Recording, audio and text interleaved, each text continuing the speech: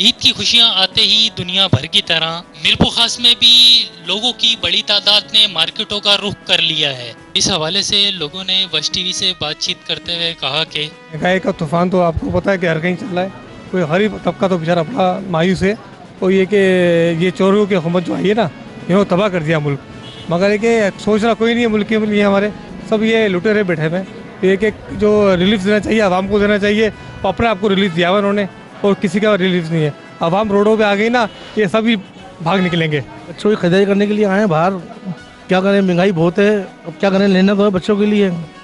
कपड़ों तो फारिग हुए हैं। अब ये बच्चों की केब लेने के लिए आए हैं, दूसरे भी लेने के लिए आए हैं, बेल्ट लेने आए हैं। क्या करें, बच्चों की शॉपिंग में लगे पड़े हैं। तैयारियां फुल चल रही है माशाल्लाह। ईद की शॉपिंग चल रही है, वॉचेस वगैरह ले रहे हैं। अभी चप्पल लेने आए मार्केट के अंदर, रश बहुत है मार्केटों में। हुकूमत से यही मुतालबा करना चाहते हैं कि महंगाई ज़्यादा हो चुकी है भाई।